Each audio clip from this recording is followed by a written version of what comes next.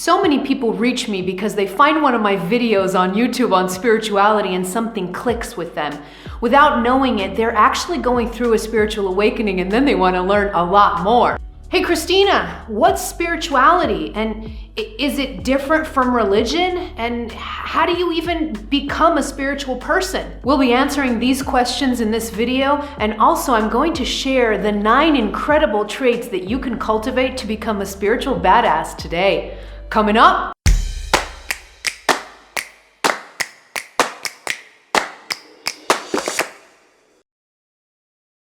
Hello, beautiful soul. This is Christina Lopes, the Heart Alchemist, here to help you open your heart, heal your past, and live with purpose. If you're new to my videos, click on that subscribe button and also on the bell so you get notified as soon as I publish new content. All right, let's get straight away to this video. Here's what we're going to cover today. In part 1, we're going to go over what spirituality is. Then in part 2, we're going to discover the difference between spirituality and religion. And then in part 3, and most important part of the video, I'm going to share 9 core traits that you can cultivate to become a spiritual badass. All right, on to part 1. What is spirituality?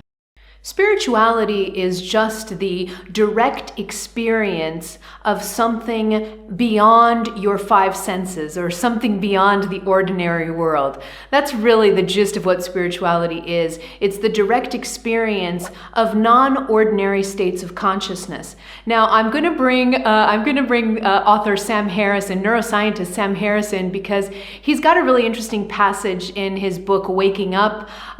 Here's the book, Waking Up. So I'm going to leave a link to this book in the description if you want to read it. So the reason that I'm bringing Sam Harris is because he's an interesting character. He's an atheist actually, but he wrote a book on spirituality. And so the reason I'm bringing this book in is it's going to already give you an indication of how different spirituality is from religion. But listen to what Sam Harris has to say in this passage. We seem to do little more than lurch between wanting and not wanting. Thus the question naturally arises, is there more to life than this? Might it be possible to feel much better, in every sense of better, than one tends to feel? Is it possible to find lasting fulfillment despite the inevitability of change? Spiritual life begins with a suspicion that the answer to such questions could well be a yes. And a true spiritual practitioner is someone who has discovered that it is possible to be at ease in the world for no reason, if only for a few moments at a time, and such ease is synonymous with transcending the apparent boundaries of the self. So there's a little taste of Sam Harris and what he has to say about spirituality, and I couldn't agree more. I disagree with him on other areas. I'm not an atheist, obviously, but I love Sam Harris's take here on spirituality.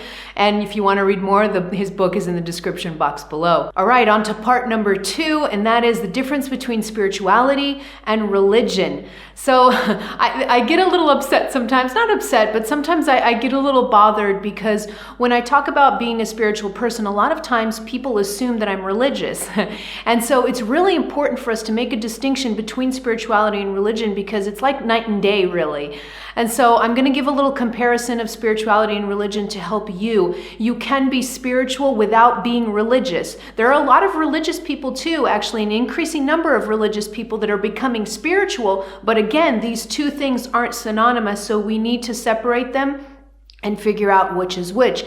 And the reason that this is really important is because so many of us are waking up around the world, and yet we only have templates for religion. So we basically think that when we start waking up, we can get really confused because we may not be into religion at all, but we may be looking for an alternate way to see the world. And that's where spirituality comes in. So again, you can be spiritual without being religious. So I'm going to go over some of the top differences between spirituality and religion to help you kind of see where you fit in. So the first one is that spirituality is very inward focused. Okay, so spirituality goes from the inside out. All right, and spirituality develops with really no set of rules. It's based on direct experience, your direct experience of the cosmos, of the universe, of God. If you're a spiritual person that believes in God, a little bit different than Sam Harris, but all of this experience, the direct experience that you are going through, it's inward focus, it's from the inward out, okay? With no set of rules. You're pretty much the person that sets the rules when it comes to spirituality because you're setting your own rules. Religion is very different. So religion has an outward focus in. So religion comes from the outside in. And the reason that it does that is because religion is really based on a set of rules. It's really based on rules that are developed by other people or by scriptures or by books that were written by people. And so what ends up happening is when you are religious, you are taking the truths or you're taking information from others, either in the form of a priest, an imam, a scripture, whatever it is, you're taking information from the outside and you're bringing it in. So religion very frequently comes from the outside in, and it has specific sets of rules, especially, different religions have specific different sets of rules. So again, religion has rules, spirituality does not. Spirituality is very based on individual experience, okay? So those are the first couple of differences. Another difference is that spirituality is not based on faith. And this may seem a little bit weird, but spirituality, because it's inward focused and because it's reliant on my direct experience of non-ordinary states of consciousness, or my direct experience of God, or my direct experience of angels, of mental silence, mental stillness, whatever you want to call it, but it's my direct experience of that reality. I don't need faith, right? Because direct experience transcends faith. I don't need faith if I have direct experience of the very things that other people may have to believe in or may have to have faith in, all right? This is very different from religion. Religion really does rely on faith because a lot of times people who belong to religious institutions, because they're experiencing the universe or God from the outside in, they're experiencing a God that was described to them in an old book, and they're taking that description of God as their own. Because it's outward in, this relies on a lot of faith, because a lot of times religious people may not have direct experience of the very states of consciousness that spiritual people do. Sometimes they do. There are a lot more religious people waking up to spirituality, but up until very recently, spirituality and religion were very divided on this, and that a religious person had to rely on faith, whereas a spiritual person doesn't need faith at all because they have direct experience of the very states of non-ordinary consciousness that mystics, that all of the great masters of the world had. And the last difference that I really want to stress here is that spirituality is based on personal sovereignty. This is so important. This is such an important one for me. So spirituality is based on personal sovereignty.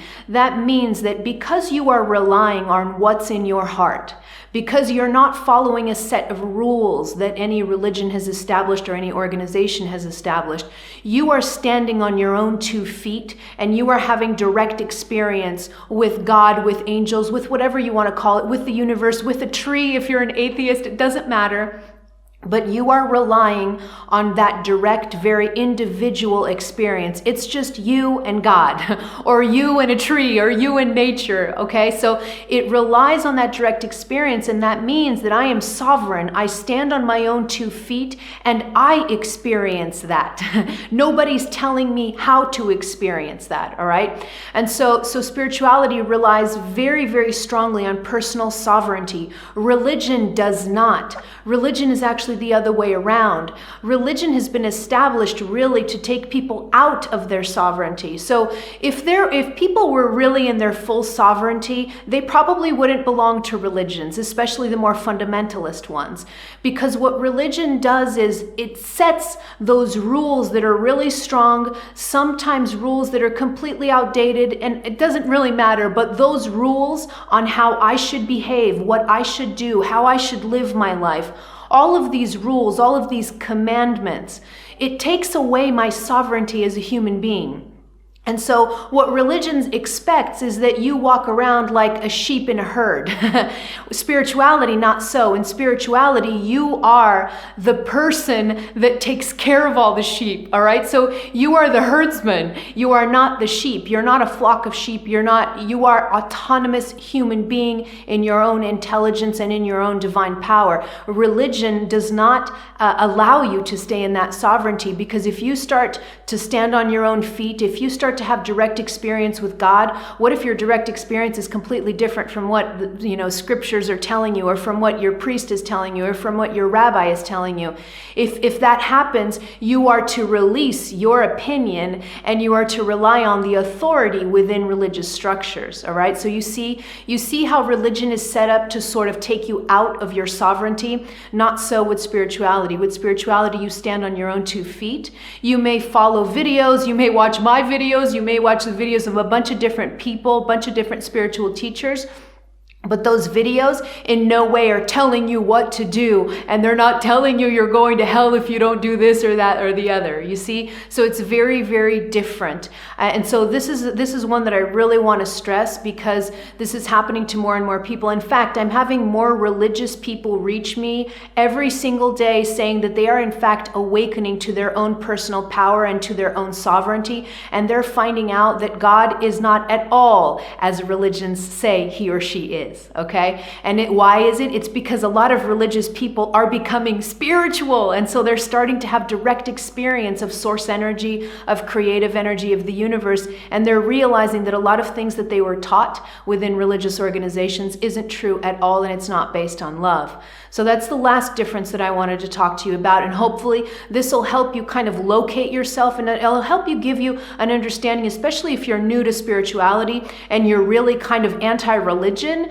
You'll now be able to understand that you can in fact be spiritual without being religious. They are 2 separate things. And you can see where you position yourself and where you want to position yourself, really. All right, on to part number 3. Now that we know the difference between spirituality and religion, I want to share the 9 core traits of a spiritual badass so you can start to cultivate these traits and come into this beautiful, beautiful spiritual badass that you are. It's in you, it's in you. Okay, so here are the 9 core traits. The first one is a spiritual badass has a beginner's mind.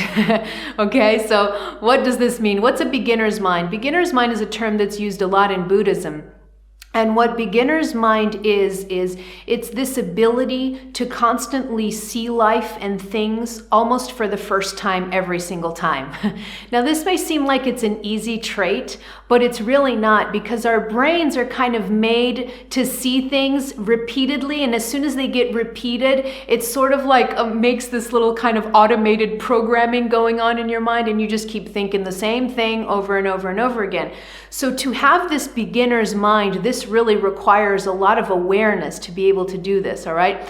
And the beginner's mind really is when you are just able to constantly learn new things, to constantly see the world as if for the first time.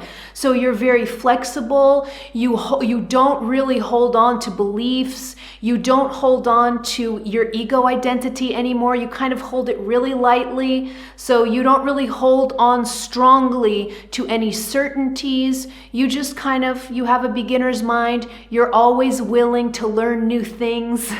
Always willing to learn new things. You see, if you ever meet a so-called spiritual person that thinks they know everything, they're not a spiritual badass because they're missing this key characteristic. The beginner's mind is essential, okay? So never lose this characteristic, no matter how old you are, no matter what kind of expert you think you are, no matter how good at life you think you are. Always remember in the back of your mind to cultivate this beautiful openness and curiosity to learn new things, to see things differently, to not hold on to beliefs or certainties, to just everything lightly and everything open, because that's how you cultivate this beginner's mind. And this is the first key core trait of a spiritual badass. The second core trait of a spiritual badass is that a spiritual badass is very curious about life, so curious about life. They have this beautiful open curiosity. This is very similar to the first characteristic. And what this one means is that you're basically constantly asking questions. You're constantly looking for new things, for different things. You're constantly asking questions. You have no certainties, not a lot of beliefs. You're just kind of open to everything. And what we find is that as people really go along their spiritual path and become more in their mastery as a spiritual being, they actually become almost like they age backwards. They have this sense of wonder. They know they have no certainties, and they are just completely open. The more mature they are on their spiritual path, the less they say they know. This may seem like a paradox, right? How do you mature, but then you think you know less? Well, it's because the spiritual badass is so open and so curious about life that they really don't take life that seriously. Their curiosity never stops, okay? And you'll see this in great spiritual masters where they become almost childlike in their behavior. The Dalai Lama is one of them that has this energy, this childlike energy. No matter how much the Dalai Lama knows, no matter how much he's studied across decades and decades, when you listen to him speak, he speaks with this childlike wonder, and he speaks with this, he's very curious about the world all the time, okay? So that's a great image of what it means. This is the second trait of a spiritual badass, is this open curiosity about the world. Core trait number 3 is that a spiritual badass surrenders to life. I talk about this a lot in my videos, so I'm probably a broken record when it comes to this, but surrender is a key trait on the spiritual path. It's so key. And the spiritual badass knows how to do this, okay? So no matter what life throws at a spiritual badass, they always say yes. They always say yes. If God says jump, they jump. If God says swim, they swim. Whatever it is, they do it. They keep surrendering to life. They keep saying yes to life. Now, they keep doing this and they keep surrendering even through extreme difficulties sometimes, okay? This happened in my life, and it happens in the life of so many people that I work with. We have to learn how to surrender through the difficulties and the challenges of life. And so what ends up happening with the spiritual badass is very different from a person who's not spiritual or a person who's unawakened. So what happens with the person who's unawakened is the challenges and difficulties, the pains of life will end up making them, they'll become hardened, they'll become cynical, they become closed down. The spiritual badass is the other way around. So they surrender into everything, meaning that whatever challenge, whatever pain comes into their life, they surrender into it. And instead of becoming hardened and cynical about life, they become more open, more tender, and more loving. Right through every single challenge and every single pain, okay? So this radical surrender, it's really what a spiritual badass does really well. Radical surrender is just knowing that I'm taken care of, that I'm loved, that I'm so honored, that the universe loves me, that I live in a benevolent universe, and I surrender to it every single day. Core trait number 4 is that a spiritual badass values direct experience above all. So I talked about this already in this video. A spiritual badass really is focused on direct experience of life, of the universe, of God, of nature, of whatever it is. They rely on direct experience. They won't take anyone else's word for it. They have to feel it or experience it themselves, all right? So that's a key core characteristic of a spiritual badass. They may listen to others, they may watch videos, they may have, a master or a coach or whatever that helps them through, but at the end of the day, the spiritual badass will always end up relying to their own internal compass.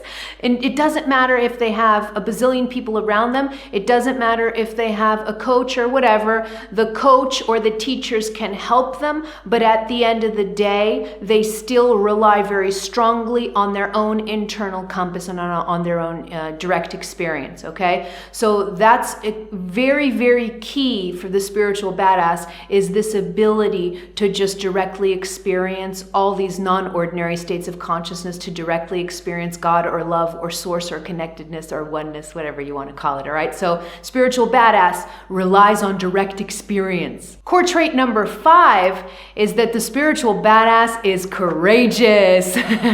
So courage is essential because, again, if the universe says jump, the spiritual badass will jump. Even if they don't know what the heck awaits them, they will jump. They go through, if something comes to them, if a challenge comes to them, they go right through it. Even if they are scared shitless, they still do it. So if they have pain to process, a spiritual badass says, yep, let's do it. If they encounter a very difficult situation in their lives, they say, yep, I'm going to go right through this. If they encounter emotional turmoil within them, they won't run away. They won't go on a shopping spree. They won't go have sex with a random person. They won't go drinking. All of these different escape mechanisms that we've all developed. The spiritual badass doesn't do this. They go right inside and they say, I'm going to heal this. I'm going to work on this. And it takes a tremendous amount of courage to be able to do this type of work. And the spiritual badass is so courageous. They're courageous a lot of times. They develop this trait over a long period of time. Sometimes through extreme difficulties, this is true. Sometimes they're just born courageous, but a lot of times they develop this trait through training and through mindfulness and learning how to go with life, all right? So there is core trait number 5. Be courageous. Speaking of being courageous, if you're interested in what that kind of looks like and how that's developed, check out this video here I did on what a spiritual awakening really looks like. I really shared, parts of my own life and parts of the lives of clients that I work with. So if you're interested in going into that and learning more deeply what a spiritual awakening really looks like, I'll leave a link in the description box below for that video. Core trait number 6 is that the spiritual badass is self-aware. Okay, so the spiritual badass is someone who, when anything happens in their outside world, they're very aware to go right within. They don't distract themselves too long here in the outside world because they're very self-aware. They're self-aware of their emotions. They're self-aware of the things that need to heal. They're self-aware of the things they need to express. They're self-aware of any pain or trauma that's coming up. And they become more and more self-aware as they get good at practicing their healing skills, their mindfulness skills. So the spiritual badass is very self-aware. They will not point fingers to the outside. So you won't hear a spiritual badass say, I'm like this because my mother or my father made me this way. You will not hear these words. Or I did this because my husband was horrible to me. You see finger pointing? Spiritual badass does not finger point. Spiritual badass goes through life always with their vision inward, being very aware that life is a mirror, that life is based on resonance, and they go right through their difficulties one day at a time. If challenges come up, they go through those challenges, but they do that with a lot of self-awareness, knowing that their lives are co-created by them, they're not some random victim of the universe, okay? So the spiritual badass is very self-aware. Core trait number 7 is that a spiritual badass is extremely resilient. So yes, a spiritual badass, resilience is the ability, let me just define resilience in case you don't know what it is. Resilience is the ability that we have to bounce back up when we go through difficult challenges, okay? It's our ability to bounce back from a difficult situation. That's what resilience is. And spiritual badasses have just an unlimited amount of resilience, because a lot of times spiritual badasses have been through some pretty difficult challenges in their lives, and they just learn how to keep chugging along. If they fall down, maybe they stay down for 5 minutes, maybe they stay down for a week, it doesn't matter, but they always get back up again. Okay, that's resilience. And so the spiritual badass is extremely resilient. They're courageous. They got all those other characteristics going. But if they were courageous without resilience, it wouldn't do them any good, right? Because if you're not resilient, when something happens in your life, you just fall down and you stay down. And if you stay down, you can't develop the characteristics that then help your soul mature. You just kind of You just kind of fall like a lump of coal. So the spiritual badass doesn't do this. They fall down, they get up. They fall down, they get up. And every time, this is another characteristic that goes along with being resilient. Every single time the spiritual badass gets up after falling down, they get up and then they start taking notes. They start taking notes on the lessons that they've learned from this fall. Not only the lessons that they've learned so that they can apply to their own lives, but the lessons that they've learned so now they can help others so they don't have to go through the same difficulties they did, all right? So the spiritual badass is very good. They're very resilient, but they're also very good at taking the falls of life and turning it into just this amazing ability to help themselves and help others avoid the same pitfalls of life. Core trait number 8 is that the spiritual badass is self-loving. So a spiritual badass has such tender love and compassion for themselves. They have a lot of compassion for the road that they've walked, for their journey. They have so much compassion for all of the difficult things that happened in their lives. They're non-judgmental about themselves. They may have an inner critic, because I think pretty much everyone has an inner critic a little bit, but they don't let the inner critic or the ego take over with any negative self-talk. They are just so very tender and loving, and at the end of the day, they know that they are so valuable, they know that they are so unique, and they know that they are irreplaceable in the eyes of God. They know that, and they live that. And this self-love is so powerful. It's actually the core of their power is self-love. Because the more that they come in to this understanding and to this feeling, the more that they feel about themselves the way Creator feels about them, the more they stream through this love of Creator that's palpable to everyone around them. So a spiritual badass is just, they will not push themselves down. I mean, there's already enough things going on in life, right? We already have enough challenges and enough difficulties in our own lives. Why would we push ourselves down? Because that would make no sense. And the spiritual badass has mastered this ability to be so tender and so self-loving, to be their own champion, to be their own soulmate. The spiritual badass is amazing at this, and then they hold that self-love and they mirror it back to others. So you know when you're around someone that's very self-loving, because when you're around them, you can see that love mirrored back to you, and it's a very beautiful feeling. Core trait number 9 is that the spiritual badass is empowered. And what this means is that, the spiritual badass has just been through a lot in their lives, right? They've been through a lot. They have that resilience. They have that courage. They just keep going. If they fall down, they get back up. And so they basically go through life almost like a runner trains for a marathon. They keep training and they keep training. And as they play, as they heal, as they work with life, as they work with God, as they work with their souls, they come more into their power. They stand taller with their chest out a little bit more each day. And as they work with life and all of the challenges, they come more into their power. They're self-loving, like I said before. And so that self-love helps propel them into this power. And they live life in this powered, sovereign state. I've talked about sovereignty already too. And so you can just see or feel a spiritual badass from a mile away, because their power travels. It travels. They don't even have to open their mouths. You know that person is really powerful. You know they are standing in their power even without them opening their mouths, okay? And so the spiritual badass has really come into their power. They've come into their sovereignty. They love themselves and they love others and they love the universe, and they stand in their power. They are no longer afraid of who they are. They make no apologies. They do not apologize for who they are.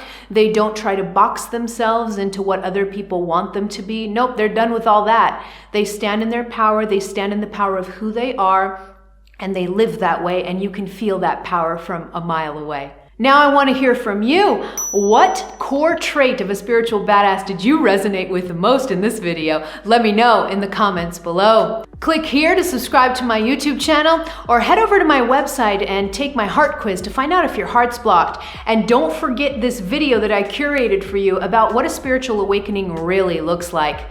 All right, beautiful soul, I love you. I am out.